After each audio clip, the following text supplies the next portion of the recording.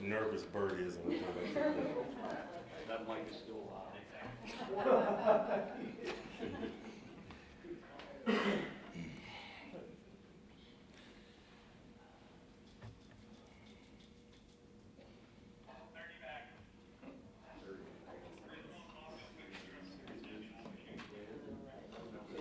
I'm just going to do a quick intro before he tosses up here.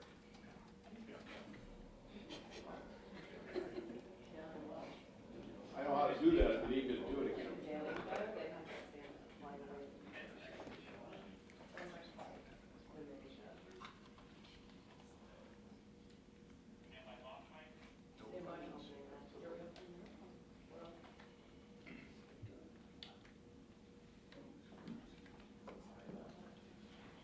And just making sure no one's streaming this, by the way, friendly reminder.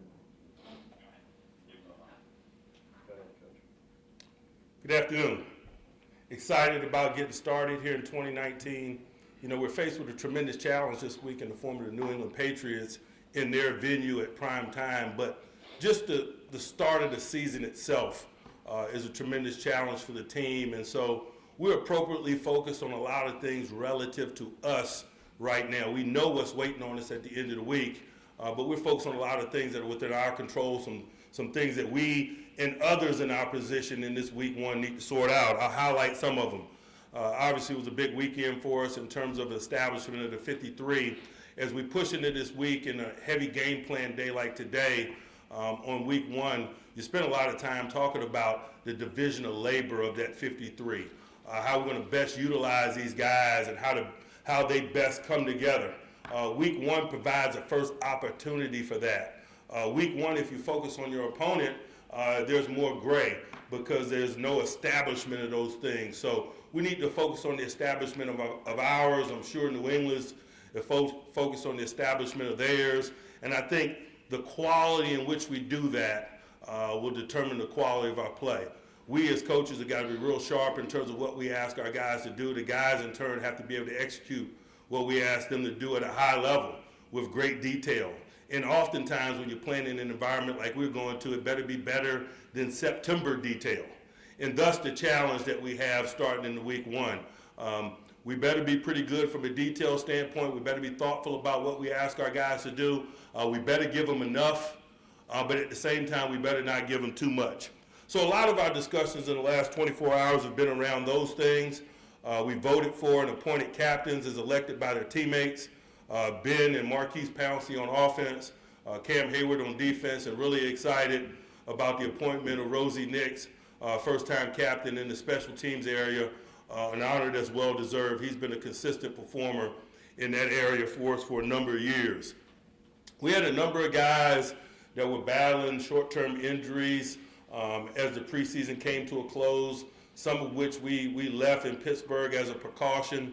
We'll get some of those guys back into the fold on Wednesday and evaluate their level of participation in practice and thus their level of availability. Don't have a lot of details about some of those guys as I stand here right now.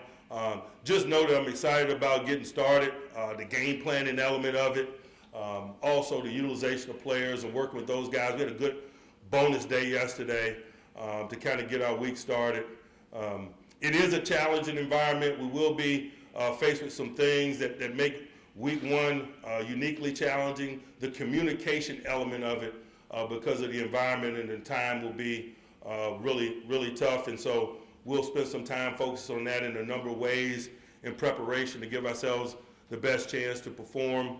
We'll be thoughtful. We got some young guys that have a chance to play significant roles for us, but we also understand it is their first time in the stadium. So we got to manage some of that, some of the Devin Bushes of the world and guys like that who have a chance to be big components of what we do, but you also got to balance that with the fact that it's their first time stepping in the stadium. So there's a lot of things to consider. We're excited about it. I'll spend a little time talking about New England, and then I'll open it up for questions. You know, obviously, if you're talking about New England, it starts with Tom Brady, their guy under center. I don't know what I can say about him that hadn't already been said. Got a lot of respect for him as a competitor, as a tactician, as a guy that operates. His arm strength and accuracy is exceptional. His above the net game is kind of exemplifies a guy that's probably been on his job for 20 years, you know. He is very difficult to trick, and even if you do, it won't happen over an extended period of time or over the course of a football game. That's just life when you compete against a guy like him. He's very thoughtful about the utilization of his eligibles.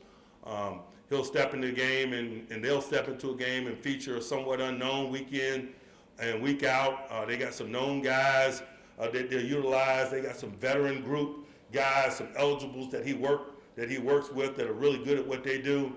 Edelman obviously is one of the best interior guys in football, and his resume speaks to that. He's got some solid veteran outside guys, Gordon, Demarius Thomas, and others. We're going to have our hands full. The backfield, Sony Michel, James White, Devlin, they got a really solid group on all levels on the offensive side of the ball, and it all goes through 12. He's capable of changing the pace. He's capable of utilizing a variety of personnel groups. We really got to be sharp, and particularly at the early stages as we get into this thing, to work to minimize some of those things. We can't spot those guys' points. We can't warm up to the competition like the way that we did a year ago. We gave up a big play on the first possession of the game, spotted those guys 7 points, and then we settled in and played better. Particularly in their environment, you can't play football like that, so we'll work hard in preparation with that in mind. On the other side of the ball, if you look at them defensively, man, they got an awesome defined division of labor that's really kind of steeped in the continuity. They got a veteran-laden secondary that's been together for a number of years, a bunch of guys in their maybe late 20s to 30s, the McCourty brothers, Gilmore, Chung, and others. You know, Harmon's kind of the young guy, if you will, in the safety rotation, but he's probably been there at least 5 years or so.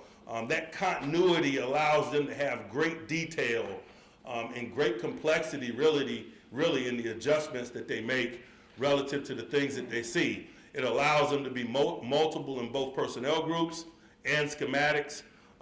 It allows them to have really favorable matchups in situational ball in terms of who they put on who. It really gives you a lot to prepare for. Up front, they do a great job of collectively rushing, but they also do a great job of always individually rushing. And I think, you know, if you're talking about new people on the defensive side of the ball, I think that's one of the things that stands out to you is the acquisition of 2 new, really good individual rushers. Chase, via the draft, he's had an awesome preseason, really had a lot of respect for him through draft preparation and saw a lot of him.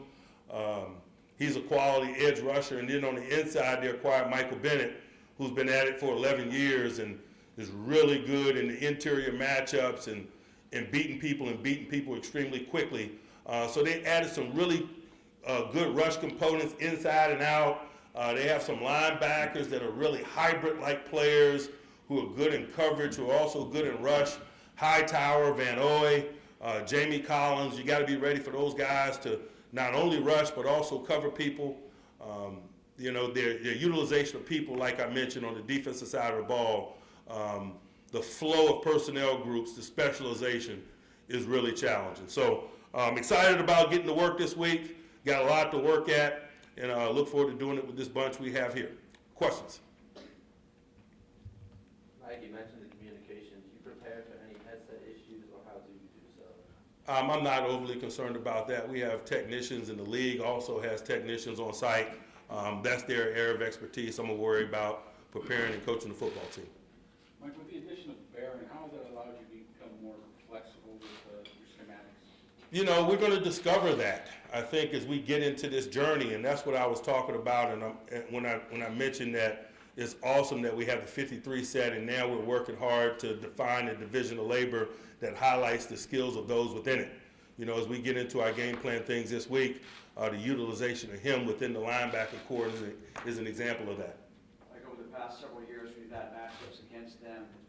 From a defensive point of view, did it all start with trying to slow down Gronkowski, and now that he's no longer there, how do you redistribute your thought going forward here? No, I think any discussions regarding the Patriots offense starts with Tom Brady, and always has. Well, I'm talking his element once he throws the ball. Do you start with Gronk and then go from there? I think that you know, he's the type of player that he's thoughtful about how he attacks you from time to time. He's going to hit you with known weapons. He's going to hit you with lesser known weapons. You better focus your energies on him and work out from there. I know that's always been our approach. I know that, you know, Gronk was an awesome contributor, but I'm sure that they're poised to redistribute the ball to other people. Mike, if they change much year to year, do they change much year to year, or they just come out and do what they do? I think they changed relative to the weapons at his disposal, and they work to highlight the talents of those that he is working with. So, you know, if you have red paint, you paint your barn red. Their changes are centered around the strengths of the people that work with Tom Brady, but the consistency, the component of it that's unchanged is 12. One of the things that they've been very successful with is out of the slot, Julian Edelman, these 3 new pieces that you've added to your defense. How does that better equip you to handle that? What 3 new pieces are you referring to? Mark Barron, Steven Nelson, Devin Bush. You know, I don't know that any of those guys address Edelman. You know, those guys got other challenges. Edelman is a slot corner challenge.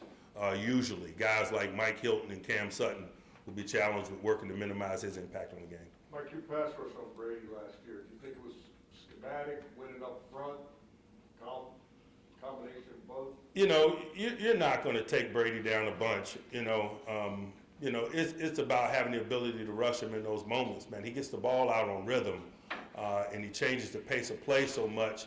You know, nobody takes him down a bunch.